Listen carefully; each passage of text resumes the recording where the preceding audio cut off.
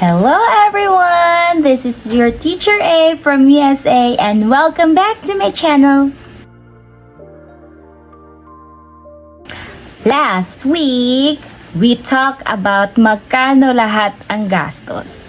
So, if kaya ang gastos, let's now talk about the requirements you need to have. Number 1 on your list should be your resume. Ito kasi ang ipapasa natin sa ating principal if we would like to have a job interview. For those who are new to my channel, all the details I will tell you is based upon my experience. So I was hired directly, hindi ako dumaan sa agency. So ito ang mga requirements na ipinasa ko. This is my resume. Don't forget to sign after. Yun lang ang pinasa ko sa aking principal. After that, I got my job interview and demo class or demo lesson. If you pass both the job interview and your demo teaching, then the school or the district will give you a job order. You can now then apply for your visa sponsor. The number 1 requirement of your visa sponsor is the job order. Second requirement from your visa sponsor is the FCE or Foreign Credential Evaluation. On my last video, I talked about what an FCE is, and on my next videos I will talk about how to get your FCE. Third requirement from your visa sponsor is your diploma. Fourth requirement is references. So what are references? These are recommendation letters from 3 of your previous co-workers, 2 of which should be your supervisor and 1 is your co-teacher. For me, I got my references 1 from my previous principal, 2nd from my senior high school coordinator, and 3rd one is from my colleague. So those are just recommendation letters. 4th requirement for your visa sponsor is your health evaluation form. This form is from my visa sponsor. This is like your medical certificate. So my health evaluation form is from my visa sponsor, and I just had our school nurse to sign the health evaluation form. Sa health evaluation form na yon, nakalagay that I am healthy, any allergies, etc. 6th requirement for your visa sponsor is your NBI clearance. The 7th requirement is your statement of teaching experience. This is just like a certificate, so I had mine signed by my current school principal. Here is my statement. The 8th requirement I passed or I submitted to my visa sponsor is certificate of English as medium of instruction. I got these from the school where I graduated. So it's just like a certificate stating that in our school we use English as our medium of instruction. That way, we don't have to take any more English examinations to teach here in the USA. It looks like this. 9th requirement is the financial statements. Again, if you are coming here alone, ikaw muna pupunta dito, you need to have financial statement of $2,500 or 140,000 pesos. If pagpunta mo dito, dala mo na yung family mo, yung financial statement is kailangan $5,000 or 280,000 pesos. Financial statement lang to. Hindi mo ibibigay yung pera sa kanila. Magsasubmit ka lang ng document stating that you have this money. Kaya mong i-finance ang pagpunta dito sa Amerika. Last requirement for your visa sponsor is a valid passport. So it should not be near to expire. So I got mine freshly renewed. 10 years naman ang validity ng ating passport. If nakumpleto mo na yung 10 requirements for your visa sponsor in exchange for that will give you DS 2019.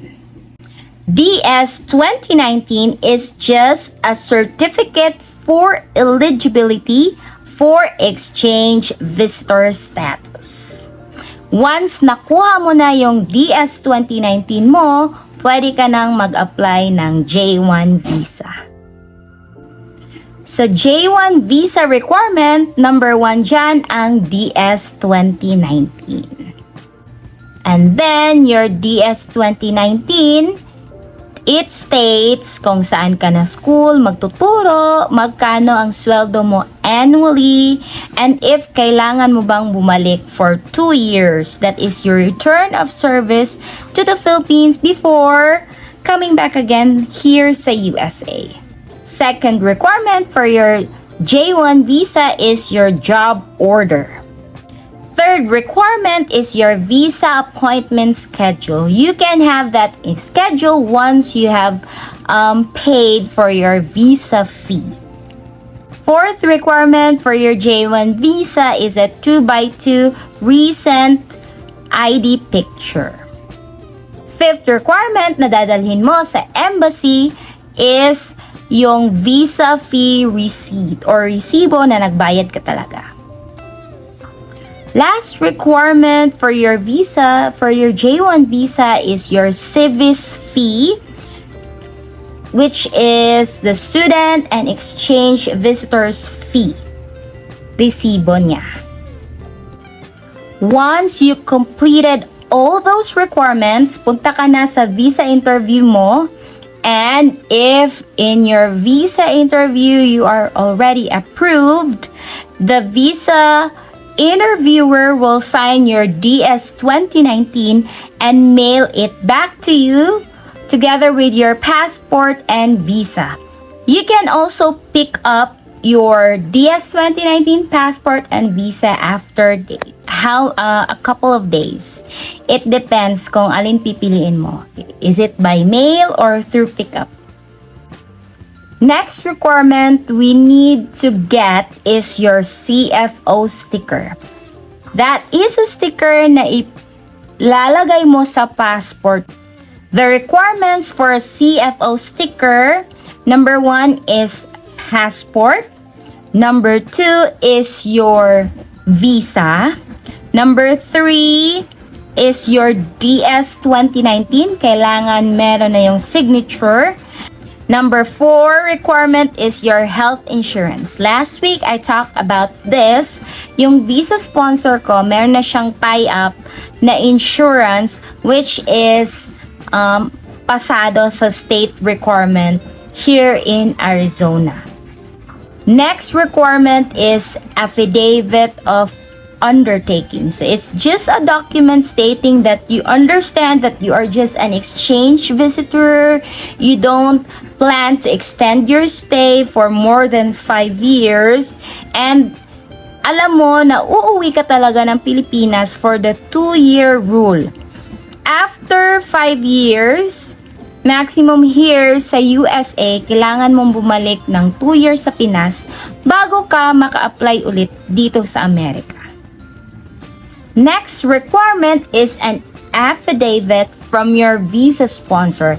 It's a document stating that this visa sponsor is acknowledged by the US government and they will help you to get here in the USA. Last requirement, if you are a DepEd teacher, is an endorsement from DepEd Central. I will post in another video about the resignation process ni DepEd. Ano ang mga kailangang requirements kasi medyo mahaba-habang proseso ito. Once you completed all of those requirements, ready na tayo for immigration. Remember guys, if hindi pa tayo nakalagpas ng immigration, hindi pa tayo sure na makakapunta dito. So, what are the requirements for the Philippine immigration? Number 1 is a boarding pass. Second requirement is your DS 2019. Remember, it must be signed by the U.S. Embassy interviewer. Third one is your Philippine passport. Fourth is your U.S. visa. Fifth is an email from your CFO's unique link. Last but not the least is e-travel QR code. I just don't know if meron pa din siya ngayon dyan sa Pinas. Let's review ano bang mga requirements ang kailangan nating i-prepare. So, para sa yung teacher interview and demo teaching, you need to have a resume. Para sa visa sponsor, you need 10 requirements. Number 1, job order. Number 2, FCE. Number 3, diploma. Number 4, tatlong reference letters. Number 5, health evaluation form. Number 6, NBI clearance. Number 7, statement of teaching experience. Number 8, certification of English as medium of instruction. Number 9, financial statement. And number 10, passport. For J1 visa, these are the requirements. Number 1, job order. Number 2, DS 2019. Number 3, visa appointment schedule. Number 4, 2x2 picture. Number 5, visa fee receipt. Number 6, SEVIS fee receipt. For CFO sticker requirements, number 1, passport. Number 2, visa. Number 3, DS 2019. Number 4, health insurance. Number 5, affidavit of undertaking. Number 6, affidavit from visa sponsor. And if you are a DepEd teacher, endorsement from DepEd Central. Last but not the least, these are the documents that the Philippine immigration will look from you. Number 1 is your boarding pass. Number 2 is your DS 2019. Number 3 is your passport, and your passport should have your CFO or Commission on Filipino Overseas sticker. Number 4 is your US visa. Number 5 is email of CFO's unique link. And number 5 is e-travel QR code. Next week, we will talk about DepEd's resignation process from start to finish. If you have comments or suggestions, just keep it coming so that we can tackle that on the next week. Again, this is your teacher A from USA. Thank you so much, guys. See you next week. Goodbye.